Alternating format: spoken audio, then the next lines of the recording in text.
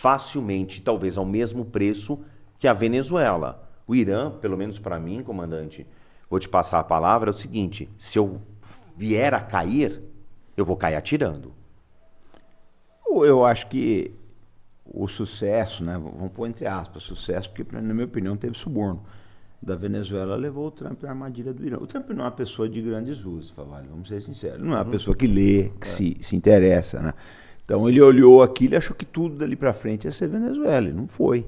Se ele soubesse um pouquinho da história do Irã, que são quase 3 mil anos de história, aquilo é uma civilização, o Irã enfrentou Tamerlão, o Irã enfrentou Leônidas de Esparta, o Irã enfrentou Alexandre o Grande, Gengis Khan, o Irã enfrentou os califas árabes, Saddam Hussein, né, e os czares da Rússia. Não é a mesma coisa que a Venezuela, não adianta achar que é. Então você teve, é aquela história, né, para quem investe em ações aí, os sucessos do passado não vão garantir os lucros do futuro.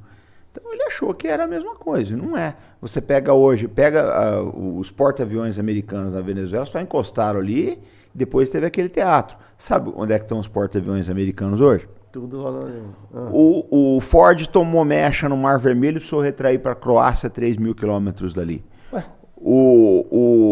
O Lincoln está numa brincadeira de gato e rato, que ele se aproxima do litoral do Irã e se afasta com medo dos mísseis de cruzeiro. E o Bush está indo via Cabo da Boa Esperança, ele não vai entrar no Mar Vermelho. Ah, não vai? Não. Ah, ele Não está indo por baixo ali Ele está dando a volta. Então, não é a mesma coisa, né? E na cabeça do Trump, que ele não é, eu falei, ele não é um estadista, não é uma pessoa que gosta de ler. Então, deu no que deu, né?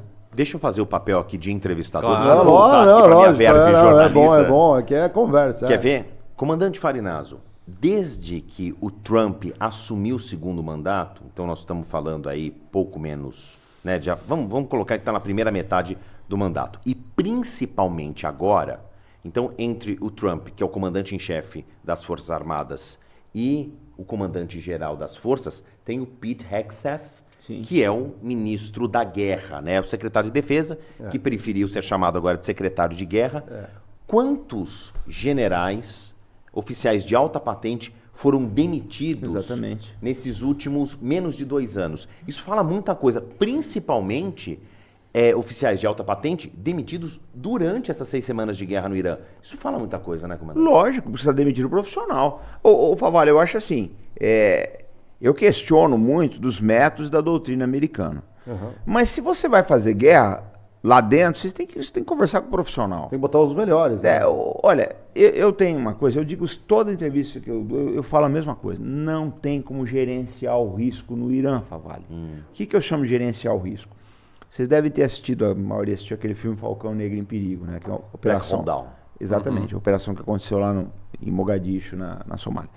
Ali, o general Garrison, ele era um cara meio arrogante e ele não gerenciou o risco.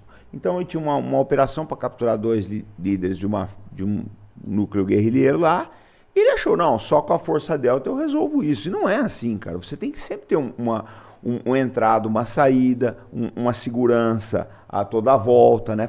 Cara, virou um desastre americano, porque não se gerenciou o risco. Eu acho que desde o final da Guerra do Vietnã, se tem uma coisa que os Estados Unidos fez muito bem, eu tiro meu chapéu para eles, foi gerenciar o risco.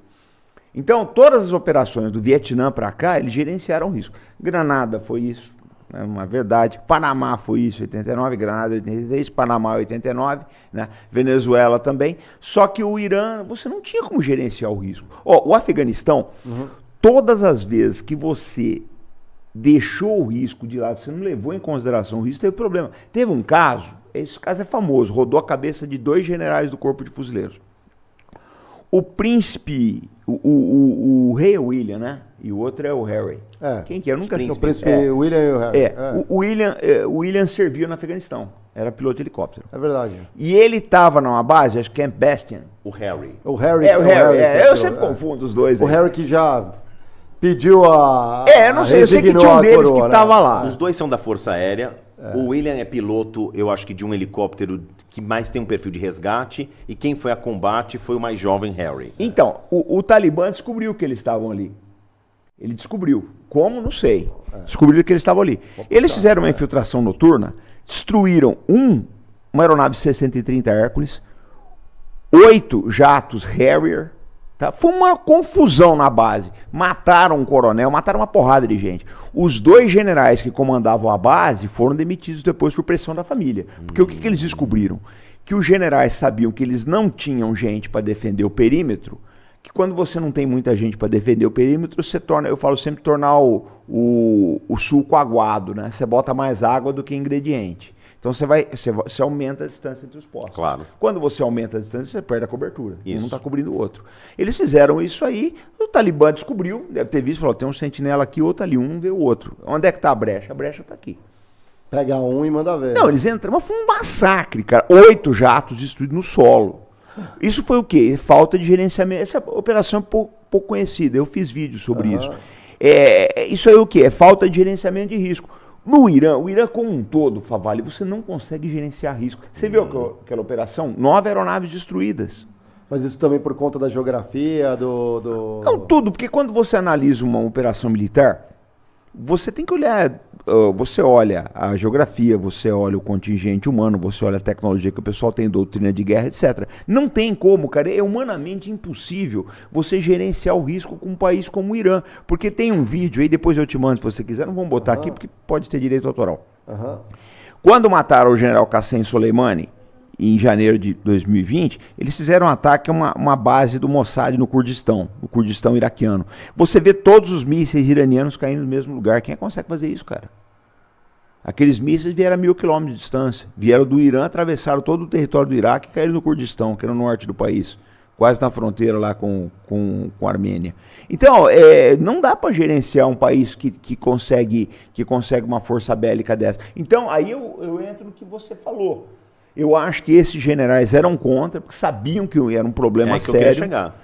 E aí o Pete Hegseth, que não é uma pessoa que, na minha opinião, tem o equilíbrio para ser um secretário de defesa, essa que é a verdade, porque o secretário de defesa é um cargo político e logístico. Então você empresta o seu prestígio político para que o Pentágono consiga angariar os meios logísticos. Ele precisa fazer uma guerra através de o papel de um secretário de defesa, secretário da guerra agora, é conversar com o Congresso. Essa que é a verdade. Ir lá e pedir dinheiro para os congressistas. Esse é o trabalho do ministro da Defesa.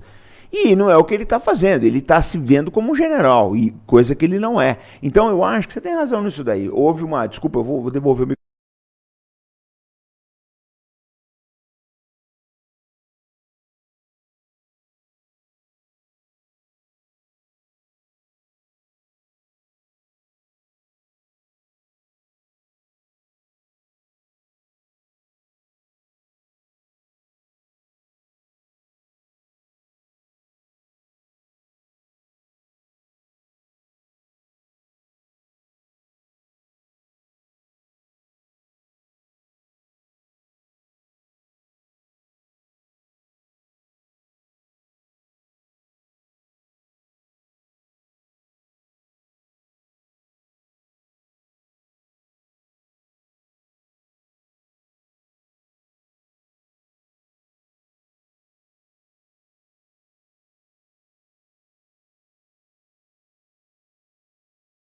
Está dizendo que nesse ataque mal contado do piloto que ninguém viu, ninguém viu esse piloto. O resgatado, né?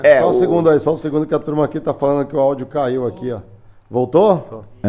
Voltou aqui, ó. É a BIM, cara. Então, deve ser o Mossad. Não, voltou, o serviço de inteligência da Rússia está dizendo que morreram 20 americanos nessa operação. Não sei.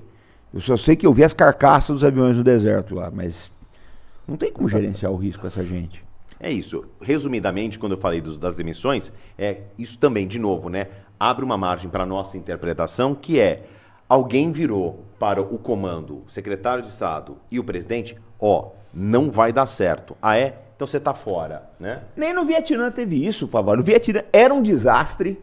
Como estratégia, como tudo, né? Nossa, olha, o 68, que foi quando a casa caiu no Vietnã, 1968 com a ofensiva do Tet. Não caiu, nenhum dos generais americanos foi demitido. Nenhum. E olha que o Lyndon Johnson, ele se metia nas operações. Tá? Então, o que eu acho que acontece? Você tem um secretário, e eu acho que o Hegseth ainda vai acabar muito mal. Eu acho que esse cara tem tudo para acabar mal. Mas é difícil, né? Tudo caminha, o Favalli, eu não sei, eu posso estar errado, mas eu penso no momento, com o que se apresentou até agora, que não tem solução militar para esse conflito. Ó, tem um oficial do Mossad chamado Rami Igra. E eu gosto muito das análises de israelenses, assim, do Independente, que esses caras são muito técnicos mesmo. Ele fala, é sabra mesmo. O cara, vamos dizer que eu sou sionista agora. Mas é uma pessoa que fala a verdade. E ele falou, ó, sem boots on the ground você não dobra o Irã. E não tem condições, não tem né? como. Porque é o seguinte, você olha a geografia do Irã, você tem de um lado deserto, outro lado uma cadeia de montanha, o litoral completamente dominado por eles, você não tem ponto de entrada. Ah, dá para entrar pelo Afeganistão. Algo me diz que o Afeganistão não vai cooperar muito com isso. É uma boa ideia. Você tem que entrar por outro lado que não tem. Não é uma boa ideia. Então, de curiosidade, quanto é o tempo de autonomia das frotas, das fragatas, de tudo, da marinha americana ali para ficar no litoral esperando ou tentando arquitetar um ataque? Não, você tem o limitante ao pessoal, né? Porque o combustível é nuclear. O combustível nuclear. Dos porta-aviões, o combustível é nuclear. Então, mas você tem que abastecer com alimento, com ar. Não, mas aí vem os navios logísticos aí, que é o que seria... Porque os ataques que o Irã fez, as bases do Bahrein, do Catar, da Arábia Saudita, do Kuwait, visavam instalações logísticas, né? Essas instalações, isso que era uma curiosidade, essas instalações, mas assim, desativou mesmo, detonou essas bases? Você chegou a ver o vídeo da Al Jazeera? Vi. Não, mas tem uma questão seguinte, né? Que eles construíram isso há muito tempo de uma maneira mais do que subterrânea. Então, ainda existem muitos pontos de interrogação. Quais seriam as camadas de resistência físicas, né, por debaixo da pedra das instalações nucleares? A gente não tem muita ideia, porque elas são dezenas. Tem uma muito grande em Isfahan, que houve uma grande explosão e tal, mas obviamente que como o Irã controla toda a comunicação, é muito difícil a gente saber de fato, né? Eles vão controlar as informações para vender uma versão muito mais prestigiosa para eles. Mas ainda eu não sei se dá para cravar que a capacidade nuclear do Irã foi obliterada, repetindo, né, uma frase que o Donald Trump adora. Porque lá atrás, no ataque dos 12 dias de junho de 2025,